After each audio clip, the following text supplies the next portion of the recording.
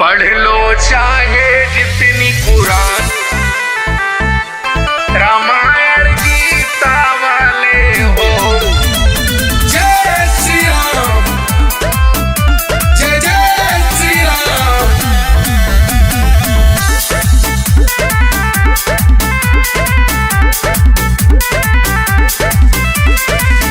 सच्चाई जो जानोगे तो बहुत पछताओगे।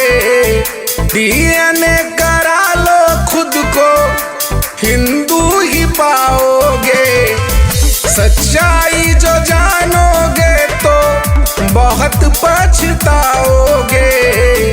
डीएनए करा लो खुद को, हिंदू ही पाओगे। हमारी तरह तुम भी राम सीता वाले हो।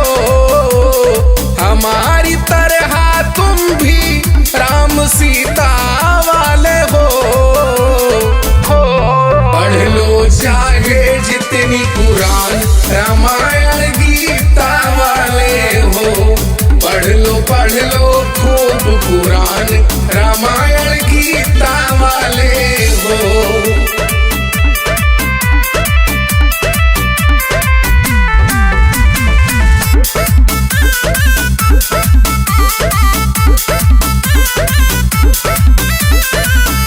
जाहिलों सुधर जाओ, कुछ पढ़ो लिखो इतिहास तुम हो पक्का कन्वर्टेड। अब बंद करो बकवास तुम।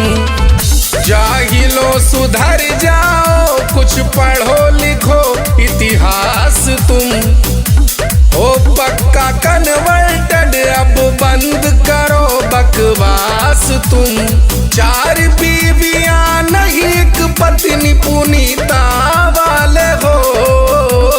4 बीवियां नहीं एक पत्नी पुनीता वाले हो। पढ़ लो चाहे जितनी कुरान, रामायण गीता वाले हो। पढ़ लो खूब कुरान, रामायण गीता वाले हो।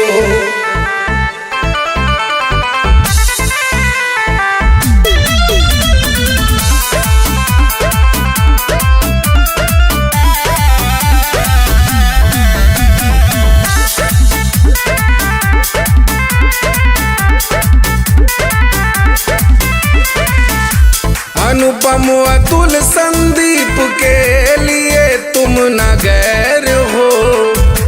तुम भी अधूरे प्रभु श्री राम के बगैर हो। अनुपम अतुल संदीप के लिए तुम न गैर हो। तुम भी अधूरे प्रभु श्री राम के बगैर हो। भगवाही है तुम्हारा ना हरे फीता वाले हो। भगवाही है तुम्हारा ना हरे फीता वाले हो। पढ़ लो चाहे जितनी कुरान, रामायण गीता वाले हो। पढ़ लो खूब कुरान, रामायण